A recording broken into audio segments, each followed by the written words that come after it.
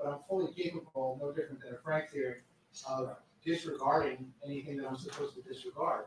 So what I need to know is what part am I supposed to disregard? Because Judge Murphy put in his order, you all were gonna come up with that. So what part would you like me to disregard?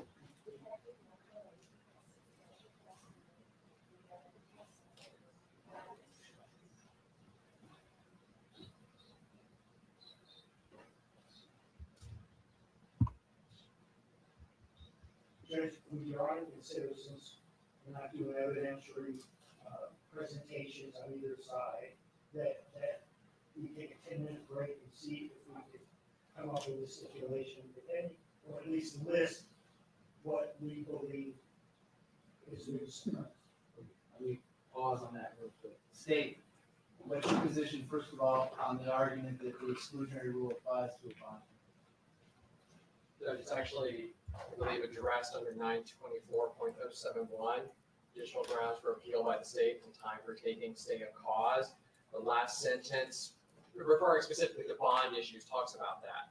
The defendant in custody whose case is stayed either automatically or by order of the court shall be released on his or her recognizance pending the appeal if he or she is charged with a bailable offense. Mr. Demons is not charged with a bailable offense. So what the statute contemplates by that is if the state is some reason taking an appeal, which we did in this case, that his bond condition effectively remains the same, he's not entitled to the ROR.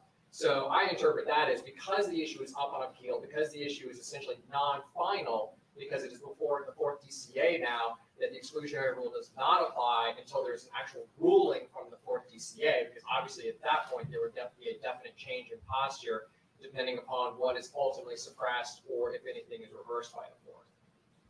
Right, you respond. Well, hold on. You disagree with Mr. Demons? Yes. So you want me to consider everything in front of that? At this point, yes. If I think that he is right, I'll ask you the same thing. Judge Murphy's order said that you two were all of you were supposed to get together and determine what specific evidence his order was going to exclude and what it wasn't going to exclude. So that never happened. That never happened. Okay. So you want to take their suggestion and give you all a couple minutes and see if you can figure out what this order may or may not cover? Yeah, I mean, in 10 minutes it's not going to happen, Judge. There was a lot of evidence. There was recovered both from all the different options. There was a lot of evidence. No, ma'am, I didn't ask for the 20%. I don't understand your continued behavior, speaking out of turn, yelling at someone that's not true.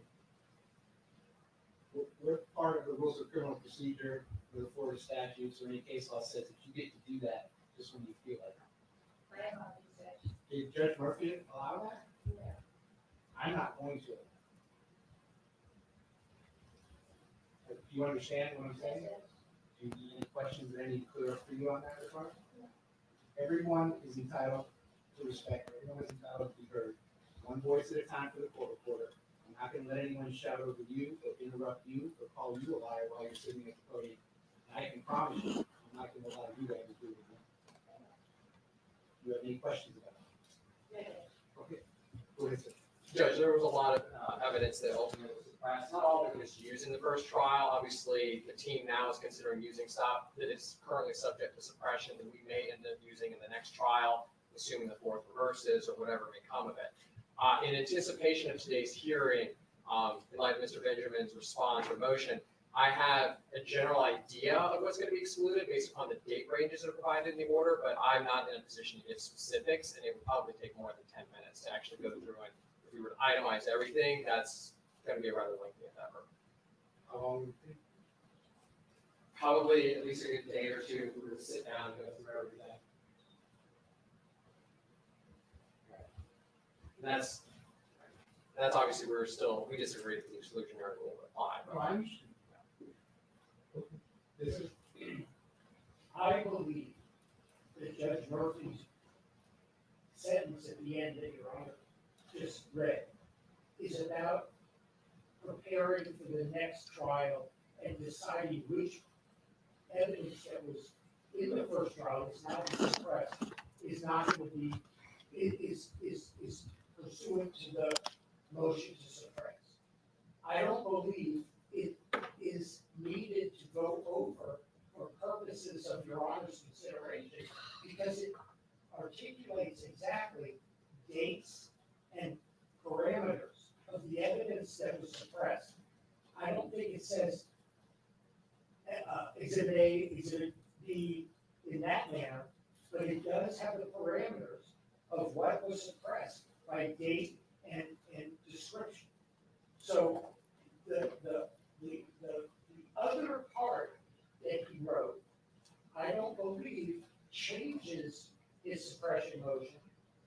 It just, I believe, augments it for later consideration at the trial by exhibit number or exhibit letter, whichever they want. So I think that's the difference there. And I thought to address the state saying that rule says that it's available because he's not entitled to a bond and we can't come back and have a bond hearing. That particular part says he shall be released in those other cases. It doesn't say, and he can't be considered in further bond motions. There's no law nor statute that says, or rule that says we can't come back and argue for his release after a year and a half of what's been going on. I agree with you. That's why we're here today. Right. I gave you a whole day. I'm happy to listen to anything you want to tell me. But this single sentence, I don't know that I agree with your interpretation. The court has not been moved to consider the suppression of specific evidence. So do you all want to tell me what you want me to not consider, or do you just want me to take a shot at it myself? I didn't have the benefit of sitting through this motion. So I don't have an order that says a motion to suppress is granted regarding the defendant's statement. A motion to suppress is granted regarding the cell phone records from T-Mobile. A motion to suppress is granted regarding any of these things. So I don't know what the specifics are, but I can figure it out. If you're telling me to take a shot, I guess I'll take a shot. It is attached to the amended supplement, the bus order. Yeah, I read it. Yeah. That's why I'm asking you this. So if I could. I mean, there's several that say he granted it in part and denied it in part. May I clarify that? Sure. So if you actually go into the order, a lot of it, he granted in part, denied in part. He goes and talks about the temporal span of those orders, saying specifically, highlighted what he said.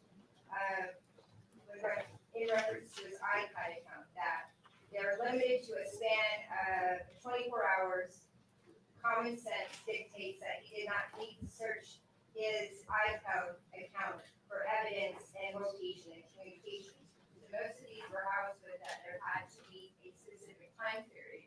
He set that time period from the date of the day, that's October 2nd, up into the date of arrest. So the YNW booking Gmail, that was suppressed for the purpose of the time period. So anything that predated the deaths could not come in, and anything after the arrest could not come in. You were stuck to that time period. The next one would have been Twitter.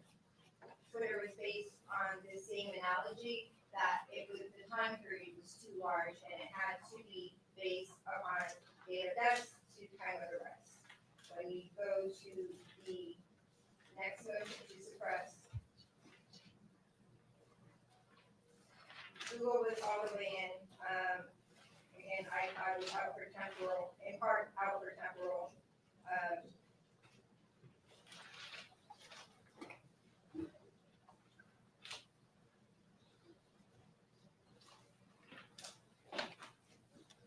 The Snapchat was out from the time period, predating the deaths, and then time period after arrest.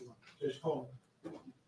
Something unrelated. I just need to know when those towns will be available for a change play. Because when he keeps leaving, they can't call it for in custody. We were set for 8:30, Judge, his in custody was not brought until like 16, so I woke back. So we'll do the change of fleet.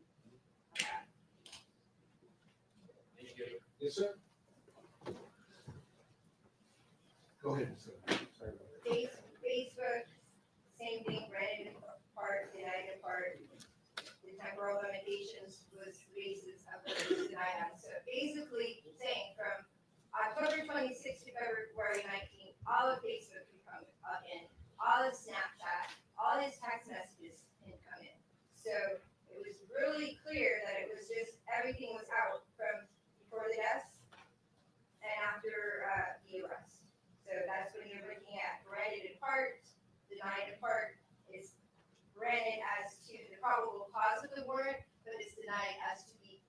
span of the warrant.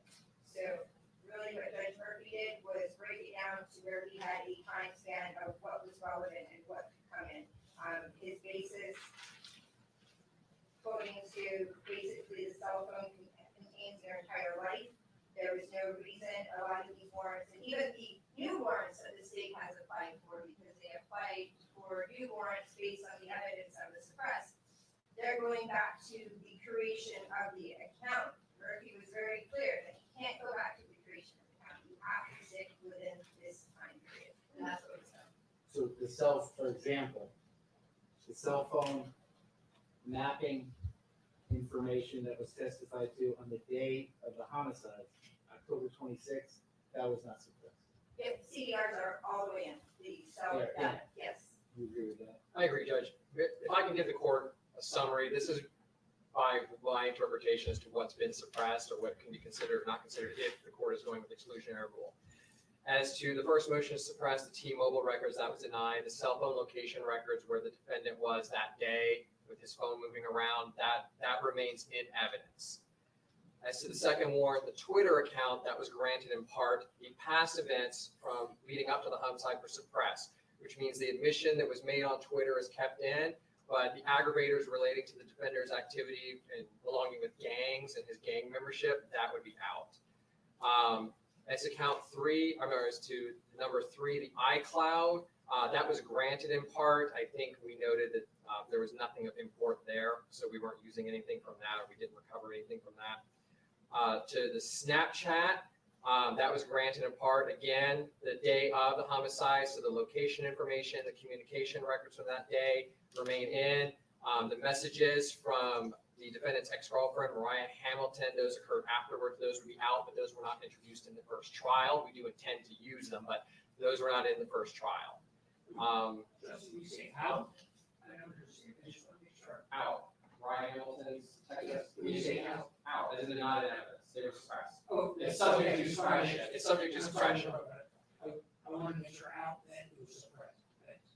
As to number 5, the Google records, that was denied. As to 6, the Facebook account, that was granted in part. Physical location, FaceTime info, connection information, photos from the homicide up to when the warrant was suppressed on January, or when the warrant was applied for January, that remains in. So what the state lost there potentially are photographs related to gang-related activity, the defendant's membership in gangs, as well as some comments and communications about the defendant promoting the promotional video, which is also subject to the appeal because we argued adoption by admission because he was promoting that video. But all those communications were after January 8th, or at least some of them were, I think.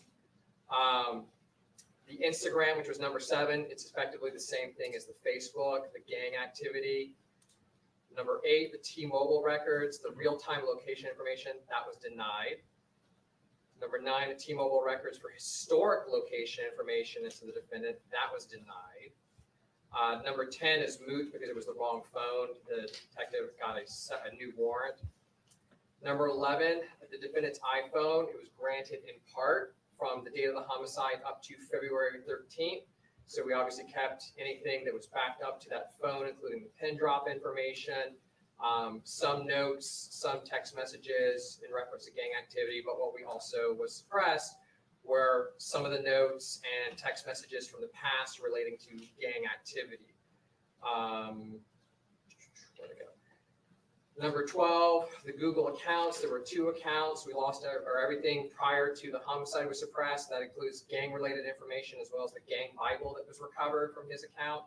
And at number 13, which is what Ms. Collins was checking, the YNW booking. I actually didn't know offhand what was actually suppressed from that, but I believe it's more gang-related stuff. So effectively what was suppressed was a lot of the stuff the state would be using for aggravators. Cell site location information Remains in. from October 26th, 2018. None of that is Correct.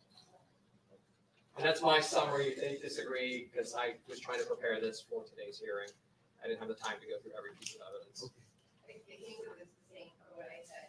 But just to go a step further so the court understands, I agree with what the state had proffered as far as what's suppressed. going to what specific witnesses testified to what we agreed was suppressed. You'd be looking at the majority of the testimony from Danny Fuller would be out. He testified to a lot of the photographs, Mr. Newman's phones that predated, as Mr. Ferguson said, the bookings, the YNW booking, Gmail had a game Bible sent, some game talk sent to that Gmail, all of that is out because it predates the murders. That is most of what Danny Fuller testified to. The second witness who would have testified to certain messages, maybe with Mariah and Hamilton, Detective Mark Moretti testified to a substantial amount of text messages that would now be suppressed. So I believe he said close to half a day where he just read text messages off of the screen. Most of that would be out. How about the text messages from October 26th? Were there any? Those would remain in. As far as his phone is concerned, it was granted in part from the date of the homicide to February 13th remains in.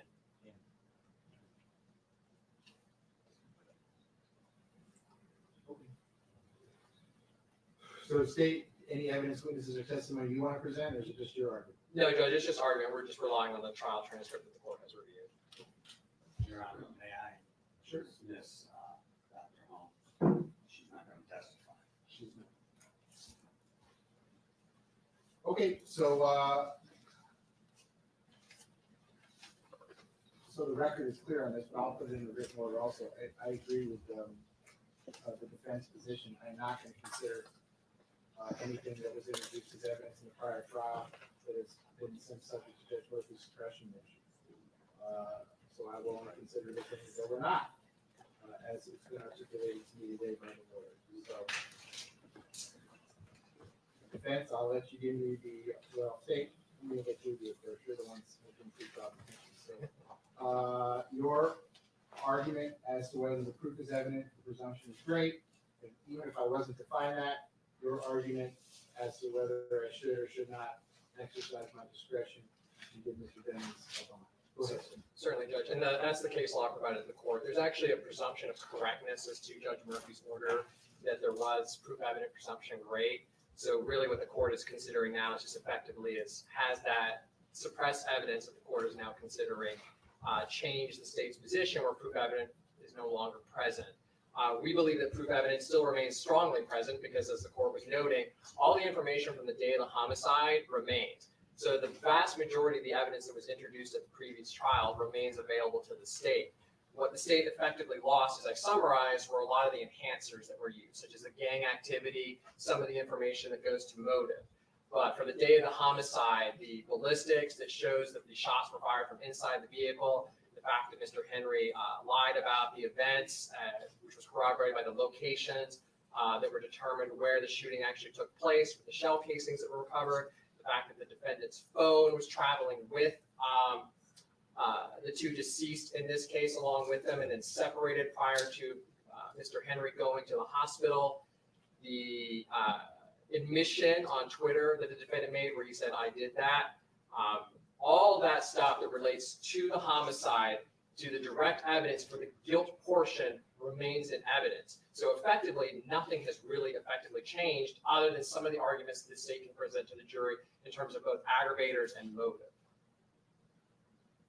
So before I hear the defense's argument, based on the written pleadings, I suspect they're going to get up and tell me that since the jury didn't find him guilty of these, that's beyond a reasonable doubt. We were able to do that to the jury. So you're now asking me to find a higher standard that is proof evidence presumption grade. So give me a response to that. My response would be is that it was a hung jury, and my understanding is that 11 of the jurors were ready to cut that. I have no idea what that is. That it was a hung jury, and we don't know what their decision was. It was rejected the characterization that we don't know. It was mistried because they couldn't unanimously decide, which is the standard by which somebody is found guilty or innocent. So, No, I'm not considering those. It was in this trial. I got it. Anything else? No. Okay. Defense, your argument as to why I shouldn't find proof evident presumption greater. Even if I did, your argument or anything you want to tell me about whether I should nevertheless exercise my discretion and set some form of bond or pretrial release. And if I decided to do that, what exactly are you asking me to do? Go ahead. For the purposes of the proof evident presumption, great judge, I have some factors. I know Ms. Liberty has a couple.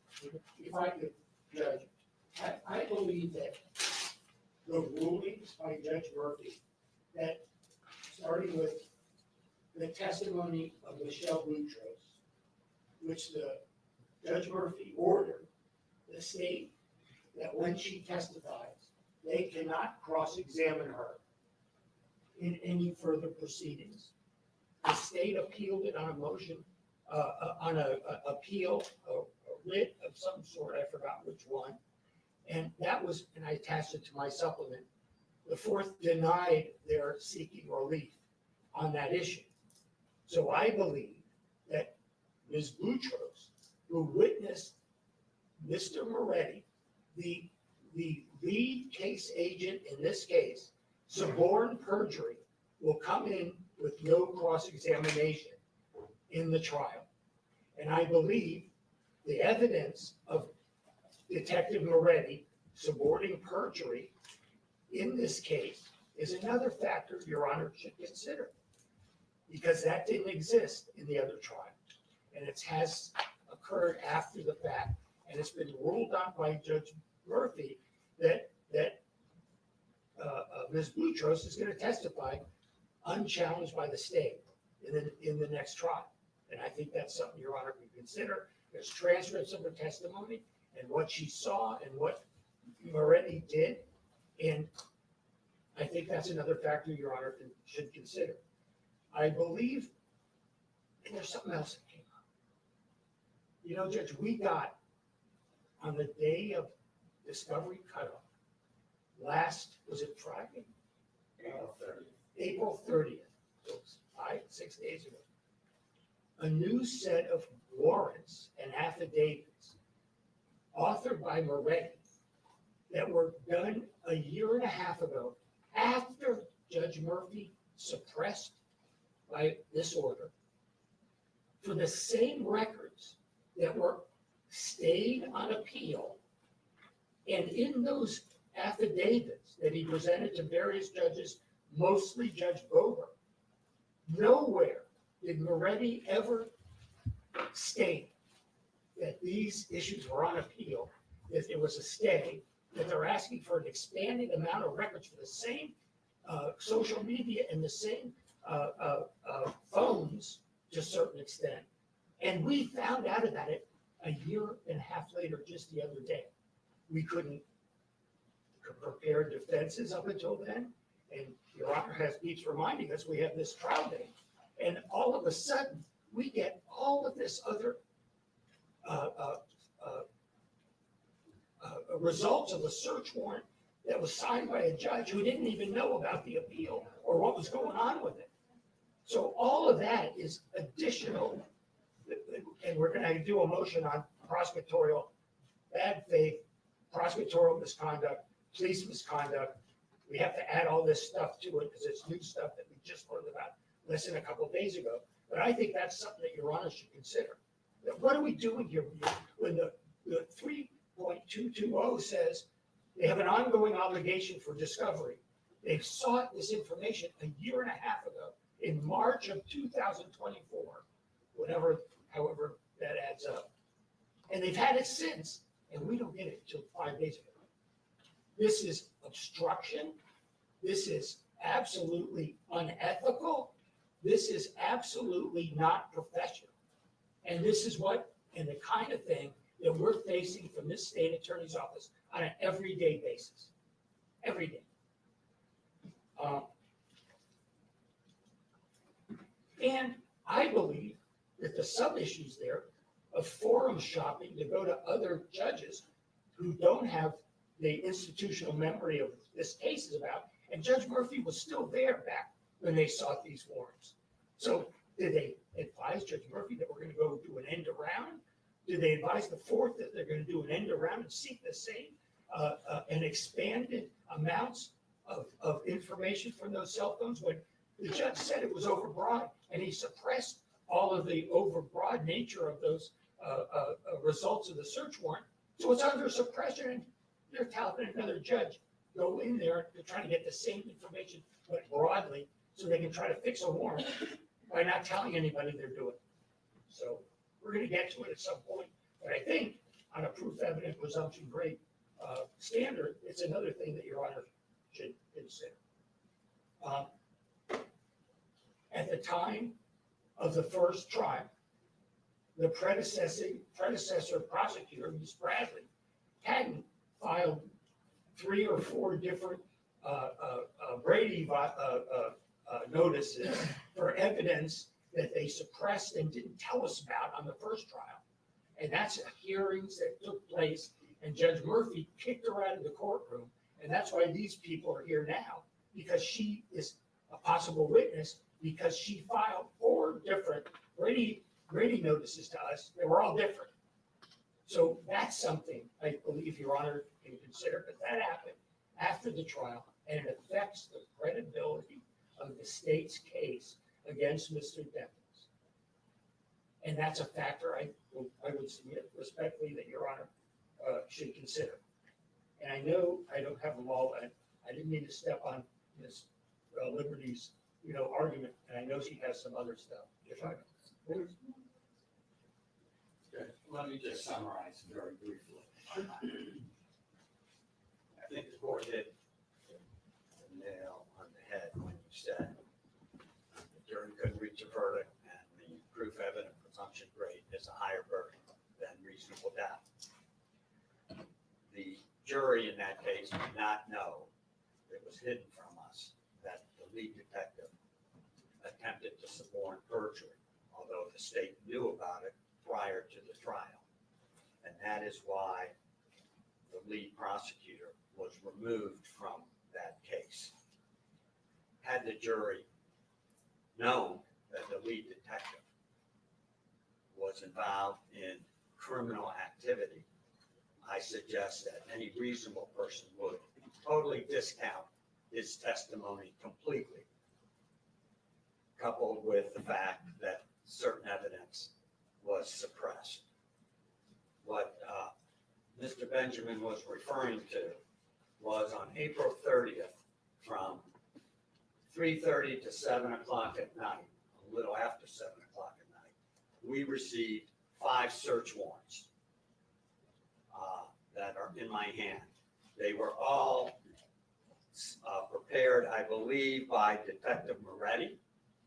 They were all signed by Judge Boger. They were all signed, I believe, over a year ago that we've never received until April 30th. Nowhere in these warrants does it make reference to the fact that Judge Murphy had suppressed portions of the items that they are now seeking. Nowhere in these warrants does it indicate that there was evidence that the affiant was suborning perjury. Nowhere in the fact does it explain why the state went to a different judge, because Judge Murphy was still sitting at the time, and decided to go to a completely different judge, not disclosing any of these facts, because I question whether or not had Judge Boger or any judge known this, they would have taken these 5 warrants and said, go back to the original judge. And I think that is something that the court should and must ask.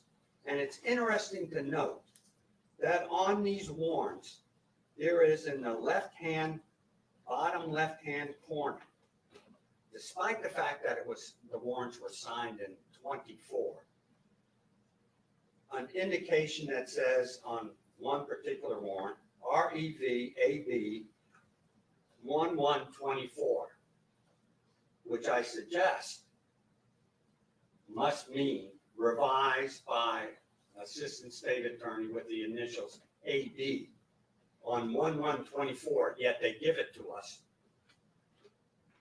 over a year and a half ago. And may I tender what I'm referring to? Well, I didn't limit anyone in any way. I asked you 3 times, do you have any evidence showing to present? And you all said no, and now you're making arguments based on things that are not in evidence, and I have no idea what it is. So, Fair enough. Do you have any objection to moving what you gave us, April 30th? sir, you don't have to ask him. Oh. This is evidence you're hearing. Yes, me. May I introduce these 5 warrants? Are they marked? Let's mark them as a composite exhibit. How about that? Yes. I'm sorry.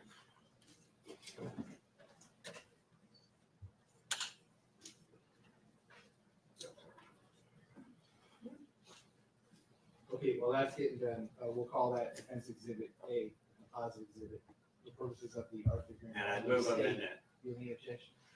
Yes, Judge, just because, for the purposes only of this hearing, just because we're considering the trial testimony and the evidence that was previously introduced in suppression, I wasn't going to ask the court to consider these new warrants. Okay, well, over the state's objection, I will make them in evidence for the purposes of the Arthur hearing only.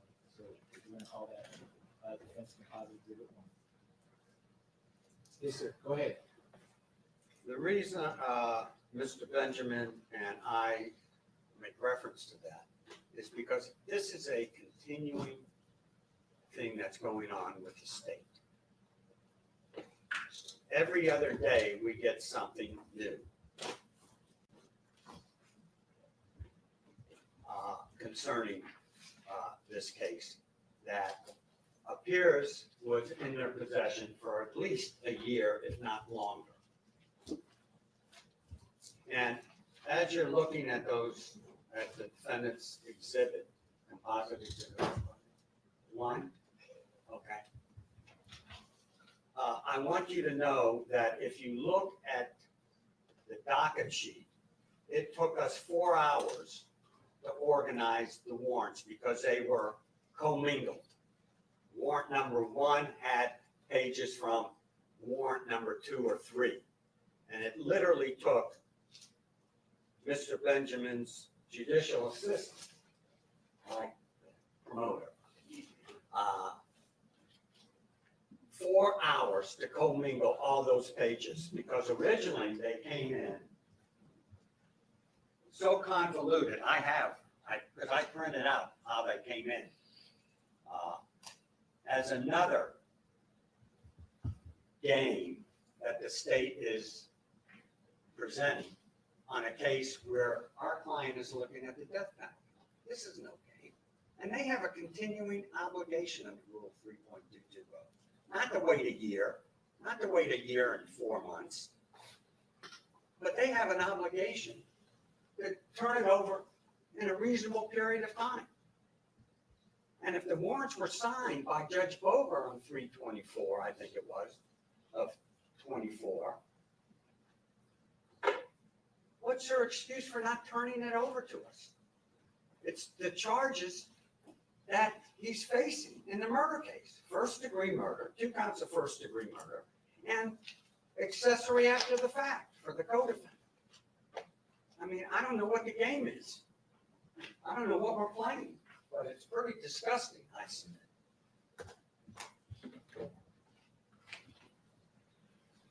There was one other point before I said it. In the first trial, that wasn't surprising. Was a gentleman who took the stand who said that Mr. Demons got out of the car and went home. It was no longer near the cell phone. That was in the first trial. That was something that the jury considered, which resulted in a hung jury. And that's something that I think is very important as we sit here today. And that's, and I'll shut up now.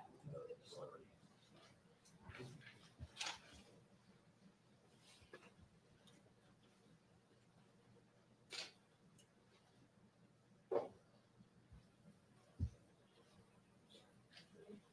I'll try not to repeat anything that, my co-counsel said, Your Honor. But reading that transcript, I'm sure you'll get through. I bring the court's attention to the testimony again of Mark Moretti. Talking about the change of circumstances that we learned after the trial was over, after the hearing, the first hearing on the bond with Judge Murphy. We were finally advised about what had went on with Detective Mark Moretti and Christine Bradley. Why was that so important to us? Not only the fact that the jury was not made aware of that, and they probably would not have relied on his testimony, but his testimony actually impeached the testimony of Brendan Collins, the FBI agent. So when you read that testimony, you see Judge Murphy order that we redepose Brendan Collins for that simple reason.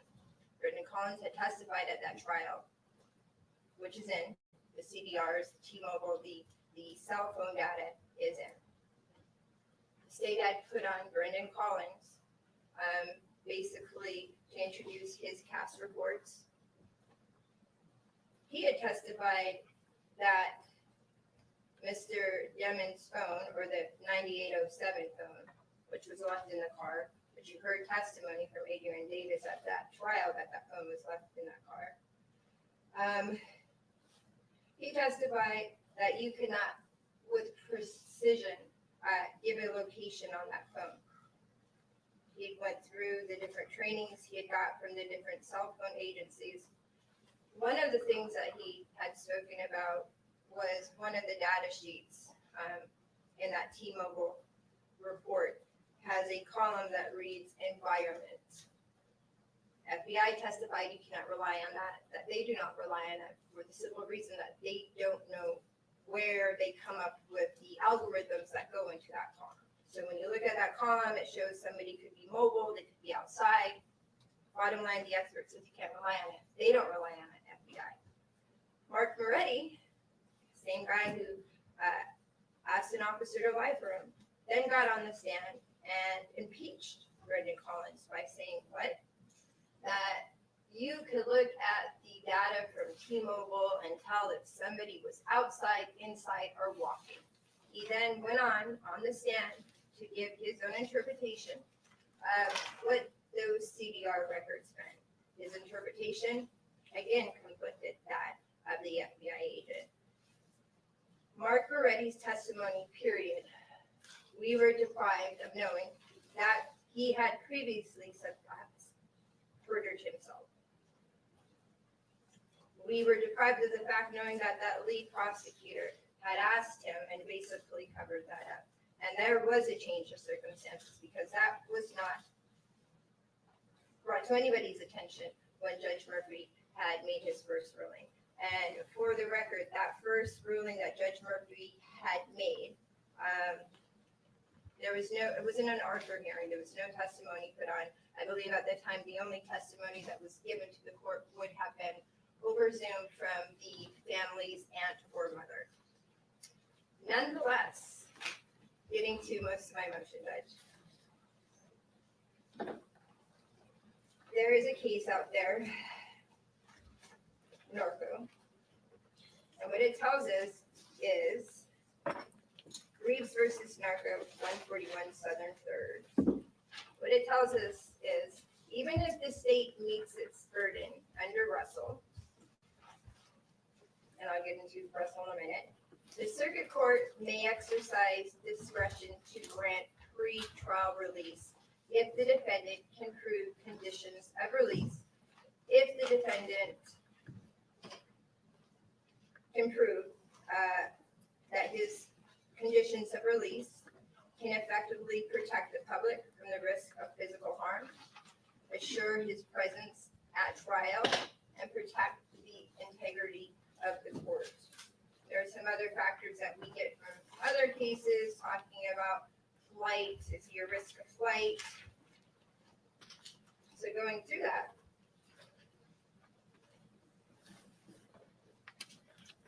what we would be proposing for Mr. Demons would be a minimal monetary bond with the condition that the defendant would remain at his new residence.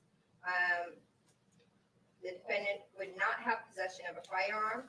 The defendant would wear the standard pre-trial ankle monitor for GPS tracking.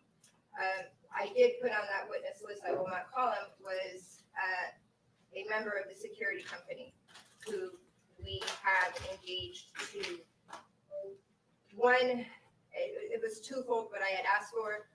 Mr. Demmons would have a 24-hour security guard on his person. There would be then 2 other security guards on the property to basically secure the premises of the property of the house and the house. They would be reporting if there was any infractions of Mr. Demmons. They would be reporting directly to myself, the rest of the legal team, the state attorney, and to the court. You basically have your own deputy, paid deputy, with him.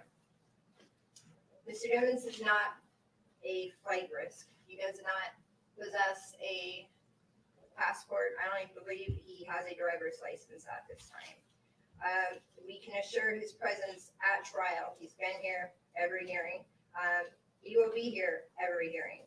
He would have a monitor on him. The court would know where he would be at. There would not be any concern actually with him not being at court because you know where he's at all the time. My proposal with the security on, with the GPS tracking, basically house arrest, it would effectively prove conditions of release can protect the public from risk of physical harm. Given the singular event that Mr. Demmons is being accused of, it was not like, and I was looking at the different case law when we're talking about danger to the community. Those are the times dealing with a drug dealer and you're in fear of him coming out and still dealing drugs to the community. That's not the issue here. Again, it was a singular event. If there was a concern for public safety, I think I would meet that concern when we would with our stipulation to the house arrest, the prohibition of firearms and the ankle monitor. I think we could secure that there is no threat to the harm.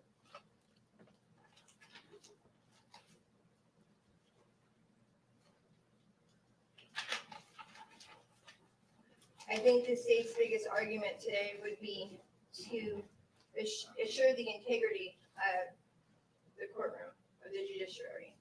And of course, they're going to bring up the witness tampering case.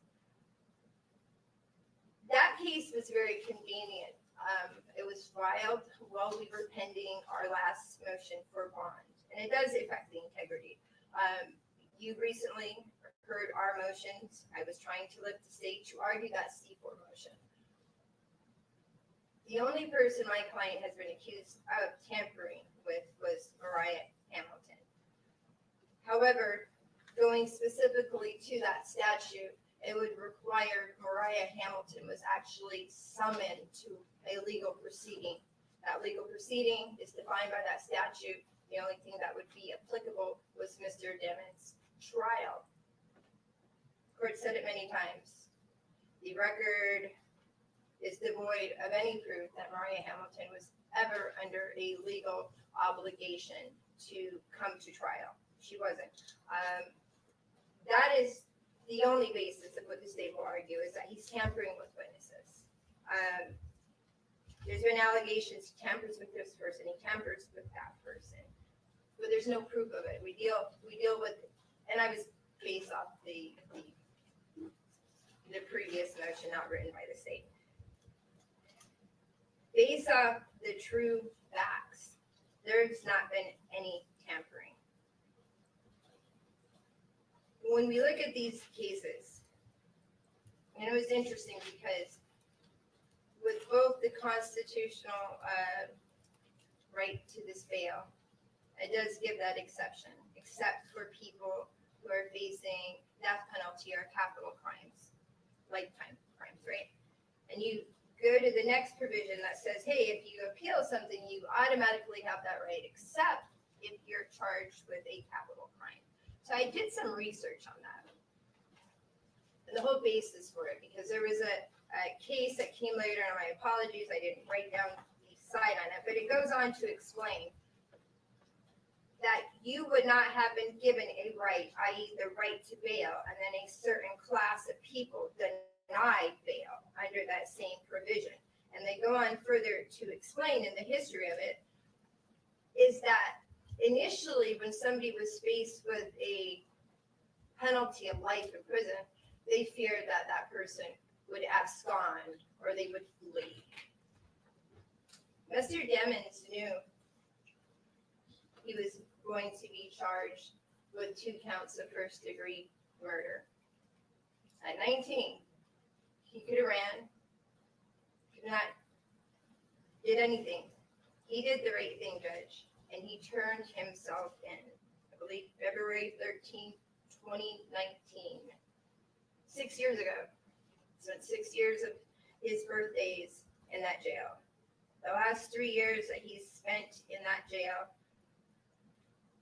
he has been deprived of basic human needs, basically. He's currently housed in a situation that's 23-1. Counsel, I hate to interrupt you, but there's no evidence. Okay. The lawyers don't give evidence, so if you want to present some evidence, I read that in your pleadings, but there's nothing in front of me about what his current conditions are in the jail, so I can't consider it. Okay, Judge. You're just saying, so go ahead. So, the conditions in the jail aren't good. He's been there 6 years, Judge. The Constitution says everybody gets the presumption of innocence. 6 years. We're going now past 6 years. He has substantial ties to the community, to his mom, to grandma, his sister, his brother, his friends, his grandpa. They're all here supporting him.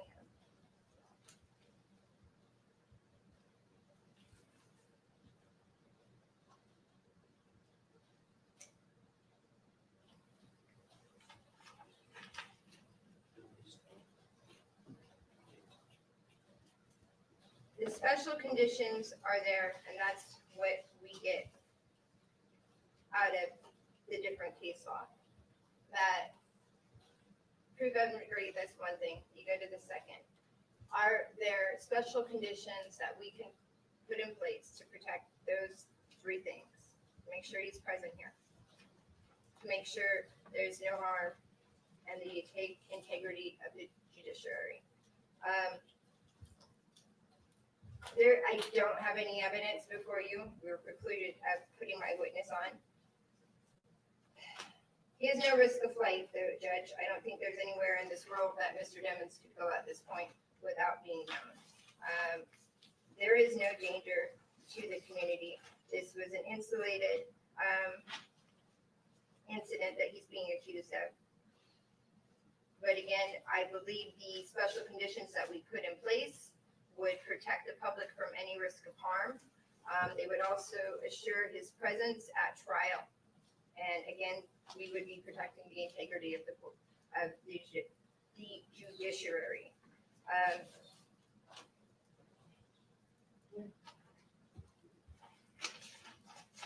I believe we have met it. The state has not presented to us any reasons or any special conditions that would say that he should not be eligible for a bond.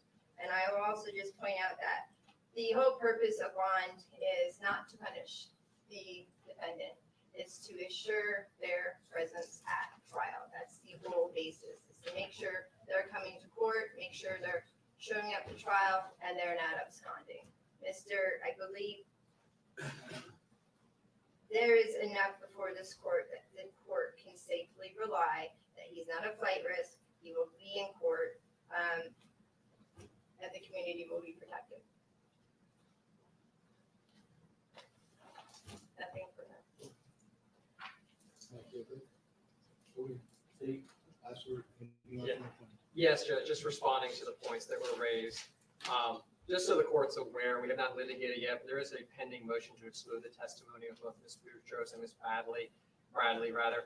It deals with a collateral matter, and we obviously believe that it's not going to be relevant to trial, but they keep raising the issue, or they repeatedly raise the issue, that Detective Moretti's suborned perjury, except there's been no finding of that, and there's no evidence of that, and actually the evidence tends to be to the contrary.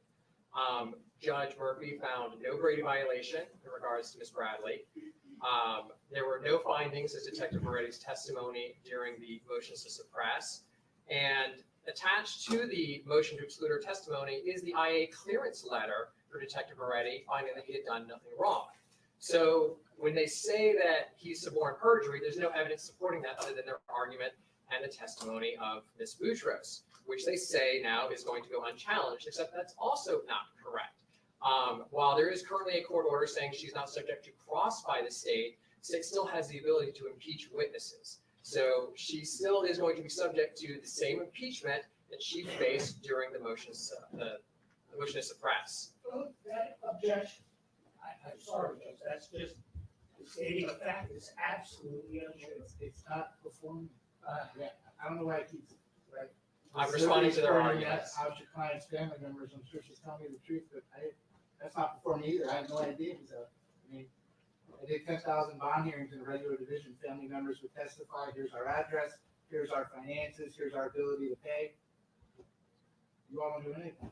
Go ahead, Mr. Griffiths. That's So, where- just responding, that's all. Sorry.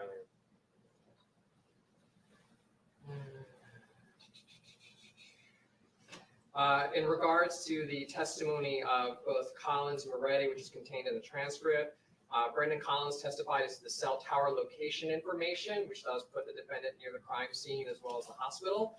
Subsequently afterwards, as well as the following the path. What Detective Moretti testified to was the environmental data. As Ms. Liberty pointed out, the FBI will not rely upon that because they don't know how that is calculated. Does not mean nonetheless that Detective Moretti cannot testify to it because cell site location information does not require expert testimony, and he'd be subject to the same cross that he was in the first trial. I think that covers it as to the phase 1 arguments.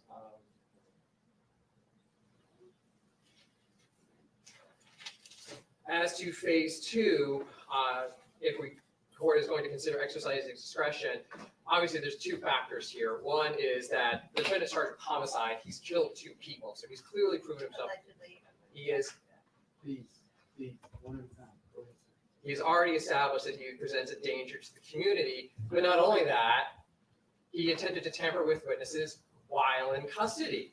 It's actually the reason Mr. Henry is back in custody because he did have a bond and that bond was revoked. Had Mr. Demons been on bond, his bonds obviously would have been revoked and he'd be back in custody as well because there is probable cause that a new crime was committed. But to say that there's, and I'm not going to litigate the C4 motion, but to say there's no evidence is also not an accurate statement. There are videos, jail calls, kites that all were recovered that are part of the 23 case. So I don't think it's accurate to say that there's no evidence supporting the fact that he tampered or attempted to tamper with a witness. And finally, saying that there is nowhere that he can go that he's not known, that's not the concern. The concern is if he goes somewhere where he cannot be returned. As the court has repeatedly pointed out, Mr. Demons is charged with the death penalty. Many countries in the world will not extradite back to the United States if they are facing the death penalty here. So the risk of flight with him is actually greater because it is going to be much more difficult to recover him should he leave the jurisdiction. May I respond, Judge? Again, last word. Go ahead. So, as to your comment, in light of my client's popularity, we opted not to put somebody on to give you the address of where he'd be living at. We were going to proffer, I would give that in camera as far as where he would live at. He would be residing with his sister and with his brother. I can give you the address. We would have the security detail. All of that can be given to you in camera. As far as the second amount, his record label would be if there was a monetary bond in place, his record label is agreeing to put the monetary bond up for him. So the financials would be covered because it would be coming from his record label. He is actually duly employed. He has a recording contract. He would be able to work and have a source of income. And we have conditions in place to ensure, as far as what the state's arguing, that they're afraid he would flee. I can't think we alleviate any concerns when I put security on him. It would be essentially a private cop monitoring him 24 hours a day and another individual monitoring the property. They would be reporting back to not only the defense team, but to the state attorney and to the court if there is any issue. Again, the ankle monitor is being monitored. I have other clients on GPS, and I promise you, within minutes of them not being where they're supposed to be at, somebody is at their house checking on them. So to say that there is concern that Mr. Dimmons, while being on house arrest and a GPS tracking monitor, had abscond to another country is basically ludicrous, Judge. It's an impossibility. It cannot happen. We have met the factors coming under those three different combined statutes. It's protecting the community, protecting the integrity of the judiciary, and basically making sure that he shows up to court. I believe we have proffered enough for the court to basically be able to rely on the fact that he meets those factors. The state has not raised any additional factors that would say, all right, he's not eligible for the bond. Okay. Thank you. Okay, listen, I appreciate the time, effort, and preparation on both sides. I'll get your written order as to both cases in the bond pending therein, for the motion pending therein. Regarding the defense motion to strike, notice of appearance, and all other pleadings of victims, as well as the urgent motion for order to show cause against the office of the Broward State Attorney, Harold F. Pryor and John Phillips, as well as the state's motion to remove prosecutor from witness list and for protective order. I'll ask both sides. State, I'll ask you first. How about June 4th? That's a Wednesday, June 4th. The parties arguing those aren't going to be here, Judge. That's Joel and Stephen from our office. We're not going to be arguing those particular motions, so I'll have to consult with them. We can do June 4th for now, but I'll set it, and if there's an issue, we'll deal with that. So I can't do June. We can't do June 4th. Okay. I'll be gone until June 13th. How about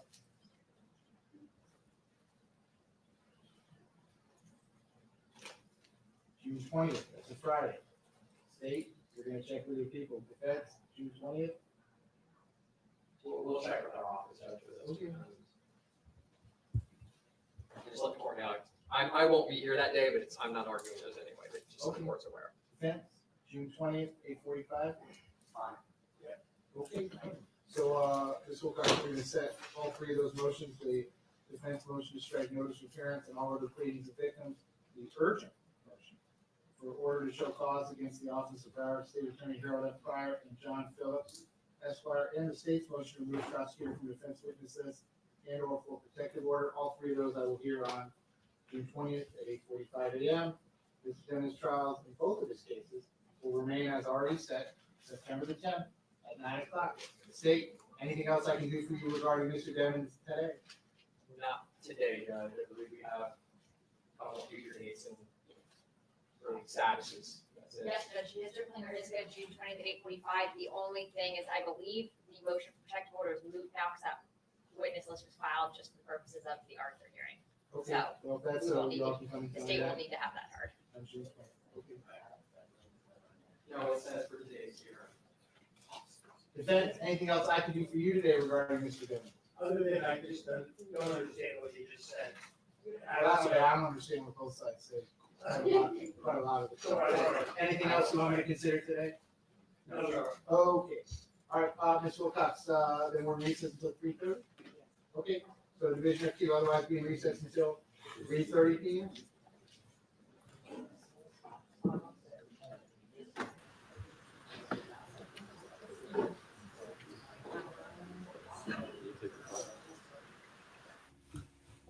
All right.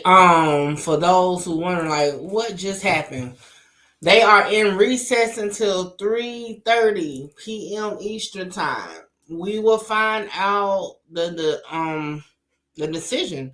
Will YNW Melly be free today? Well, we'll have to come back at 3:30 p.m. Eastern time to find out. So I need all 325 of you to come back 3:30 p.m. Eastern time. I'll probably start the live about 3:25, just to be a little bit beforehand. But okay, so right now, what time is it right now? Right now it's 10:37 a.m. Okay, they come back at 3:30. Okay, so how many hours is it? About 4.5 hours. Yeah. So I'm gonna get off right now, but like I said, we'll back on. I'll probably get on at 3:20 because this morning I kind of didn't catch the beginning because they started a little bit early. So I'll be back at 3:20 p.m. Eastern time. Y'all make sure y'all pull up. Shout out to everybody that pull up. It's 300 of y'all up in here. Sheesh. Okay. Shout out to y'all. Y'all already know. Make sure you put your notifications on. I'll go ahead and schedule the live. So just put your bell notifications on, you'll get it. Y'all already know I ain't really say much because I wanted to catch everything in part. But hey, anything I did say, y'all already know it's definitely my opinion. And how I feel about my opinion.